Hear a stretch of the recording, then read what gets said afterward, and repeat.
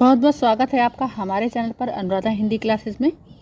आज मैं आपके समक्ष मध्य प्रदेश के असिस्टेंट प्रोफेसर के यूनिट में लगी हुई कविता है, एक काव्य खंड है आत्मजयी, जो कुंवर नारायण द्वारा रचित है और काफ़ी बड़ी ये कविता है। कमेंट्स आ रहे थे कि विद्यार्थियों के कि इस कविता को आप पूरा पढ़ा दीजिए। कविता कठिन नहीं है, सरल भी नहीं है, मतलब एक मध्यम स्तर है। इसको आप पूरा पढ़ेंगे तो अच्छे से इसके भाव समझ में आ जा रहे हैं। इतनी बड़ी कविता है तो पढ़ाना 2-3 पार्टों में इसको पढ़ाना पड़ेगा, इतना आसान नहीं है और परीक्षाएं आपकी नज़दीक लगी हुई हैं। तो आज मैं इससे संबंधित एक व्याख्यान आपके समक्ष लेकर उपस्थित हुई हूँ कि विद्वानों ने क्या कहा है इस काव्य के ऊपर, आत्मजयी काव्य के ऊपर। तो चलिए देखते हैं। और बहुत ही महत्वपूर्ण है, हर लाइन महत्वपूर्ण है क्योंकि हर पंक्तियों से प्रश्न बन सकते हैं। पेपर में ऐसे नहीं आएगा कि कविता दे के भाव पूछ लिया।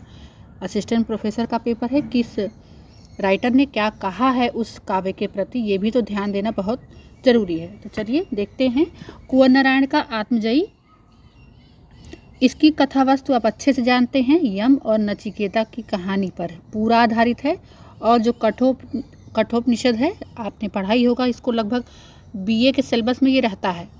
संस्कृत अगर आप पढ़े हैं और हिंदी के विद्यार्थी संस्कृत पढ़ते ही हैं तो उसमें एक पार्ट ये कठोपनिषद लगाया जाता है। तो तब से हम इसको पढ़ते आ रहे हैं और उसी का ये अनुवाद है।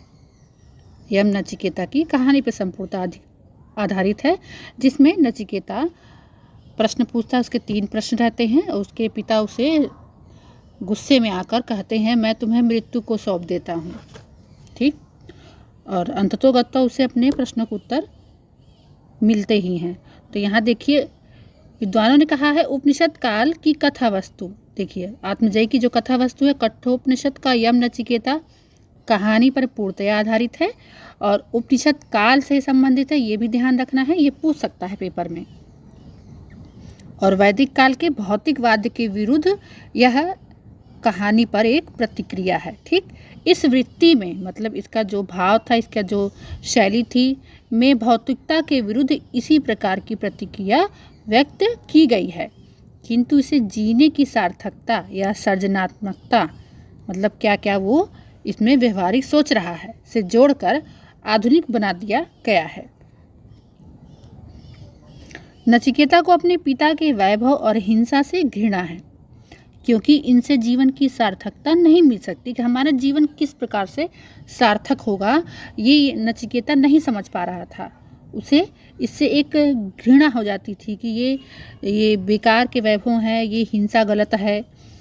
तो पिता उसके वाजश्रवाजी थे, विवाद करते हुए पुत्र को शाप देता है, मृत्यवे त्वा ददामि, मैं तुम्हें मृत्यु को देता हूँ। नचिकेता प्रश्नाकुल हो उठता है, ये उसकी विषय वस्तु है, ये ध्यान दीजिएगा आप लोग। पृच्छामि से भरा हुआ ये बीजे मेरी है, संबंधी मेरे हैं, धरा धाम सखा बंधु पिता नाम वर्तमान मुझ में है और मेरे हैं, अनजाने पहचाने माने और बेमाने हैं, मतलब सब मेरे हैं और मैं सबका हूँ, लेकिन मैं क्या हूँ, इसका सबसे बड़ा प्रश्न यही था नचिकेता का कि मैं क्या हूँ और मैं क्या हूँ, यही बार बार वह सोचता था। और यही इसकी प्रतिध्वनियाँ इस दिमाग में, उसके हमेशा मन मस्तिष्क में यही ध्वनि बार बार चलती थी कि मैं क्या हूँ, और बार बार यह उठती रहती थी और इसी को वह अस्तित्व बोध कहता है, ठीक। ये प्रश्न यहाँ बनने लायक है कि नचिकेता ने अस्तित्व बोध किसे कहा था, किस प्रश्न को कहा था। तो यह प्रश्न है कि मैं क्या हूँ। नचिकेता आत्महत्या का प्रयास करता है लेकिन विफल हो जाता है।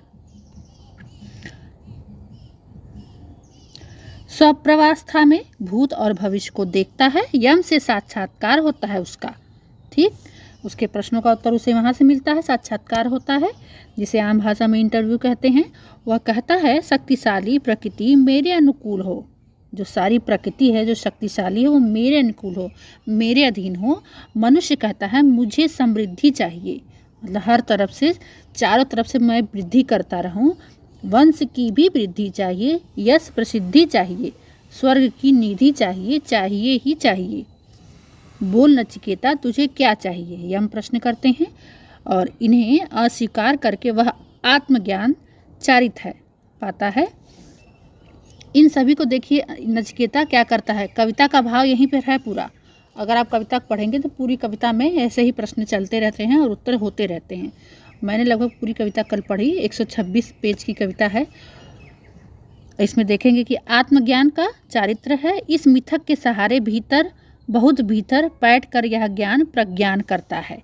जब अपने मन मस्तिष्क में अंदर भाव से देखता है तो उसको सारे ज्ञान मिल जाते हैं, क्योंकि जो कुछ है वह भीतर ही है, अब वह मृत्युंजय हो जाता है। मतलब यहाँ पर नचिकेता को ज्ञान मिल जाता है और वह जानता है कि हमारे ही मन मस्तिष्क के भीतर ही सब कुछ है। वह आत्मज्ञान औपनिषद आत्मज्ञान से भिन्न नहीं है। भौतिक जीवन के विरोध में वह आधुनिक हो जाता है, लेकिन वह क्या है, एक विराट अमूर्तन, मतलब कोई रूप नहीं है उसका, अमूर्तन है वो। मुक्ति बोध शीर्षक के अंतर्गत कवि कहता है, अपनी अपूर्व रचना में एक कलाकार ईश्वर की तरह, यह पंक्तियां बहुत ही महत्वपूर्ण हैं और पेपर में हो सकता है हूबहू उठा के पूछ ली जाए, तो इसे आप जरूर नोट कर लीजिएगा कि अपनी अपूर्व रचना में एक कलाकार ईश्वर की तरह अनुपस्थित अथाह समय में जीव, केवल आत्मा अमरत्व और आश्चर्य महाशून्य में निर्वासित कर अपने ही सपनों को गिराता बनाता घातक श्रद्धाओं के बीच नैसर्गिक अर्थात प्राकृतिक अनुपम अद्वितीय, ये इसकी भूमिका में लिखा गया है जो मुक्तिबोध शीर्षक से है। इस पर अस्तित्ववाद का प्रभाव नहीं के बराबर है। ठीक है, ये ध्यान देना है कि इसमें अस्तित्व बोध होता है लेकिन अस्तित्ववाद का प्रभाव नहीं है, जैसा कि कामू वाले में है, कामू के अस्तित्ववाद में और हेडेगर के में है, ऐसा इसमें बिल्कुल भी नहीं है। कुछ जगहों पर अस्तित्ववादी शब्दावली अवश्य की गई है, शब्दों का प्रयोग है, लेकिन वो वाद उसमें नहीं चलते हैं। बोध होता है हमेशा, उसके मन में जो प्रश्न उठते रहते हैं कि मैं क्या हूँ, उसके बोध के कारण। पर अस्तित्ववादियों का मृत्यु बोध, प्रामाणिक जीवन बोध यहाँ नहीं है, न हेडेगर के अर्थ में न कामू के अर्थ में। इन दोनों का अस्तित्ववाद का अर्थ अलग अलग था। आत्मा की स्वायत्ता मतलब अपनी स्वायत्ता, अपना अस्तित्व, आत्मज्ञान उपनिषदों का विधेयवाद है। शरीर सापेक्ष होकर मतलब सामने भी होकर निरपेक्ष है। यह आत्मवाद सार्वभौम आत्मवाद आज के संदर्भ में अप्रासंगिक हो जाता है, मतलब इसका कोई प्रसंग नहीं रहता है। जो आज के समय का आत्मवाद है उस समय के आत्मवाद के संदर्भ में ना के बराबर हो जाता है, और यह आत्मवाद अज्ञेय के आत्मवाद के आसपास पड़ता है। अज्ञेय का आत्मवाद आपने पढ़ा ही है, और भाषा शैली पर भी अज्ञेय का प्रभाव है। नैसर्गिक उनकी भाषा थी, अनुपम और अद्वितीय। कहीं कहीं मुक्तिबोध के बिंबों जैसे भयानक बिंबों का भी प्रयोग हुआ है, तो आप कविता को पढ़िएगा, उसमें जो बिंब आए हैं उन्हें जरूर नोट कर लीजिएगा। बिंब देकर पूछे जा सकते हैं। और अपने सामने की कविताएं समय संदर्भित होने के कारण सार्थक और प्रासंगिक है। कविता पूरी क्या है, सार्थक है और प्रासंगिक है, इस बात का विशेष ध्यान देना है। रूपात्मक नव्यता के चक्कर में पड़ना उसे गवारा नहीं है, मतलब जो रूपात्मक नव्यता नयापन है उसके चक्कर में वह पड़ा है और उसे जरा सा भी इसमें गवारा नहीं हुआ है कवि को। ठीक है, और यह संपूर्ण वक्तव्य कथन बच्चन सिंह की पुस्तक से आत्मजयी के लिए उद्धृत किया है मैंने। अच्छा लगे ज़रूर लाइक करिएगा, चैनल पर नए हैं सब्सक्राइब कीजिएगा। मिलते हैं नेक्स्ट वीडियो में, बहुत बहुत धन्यवाद।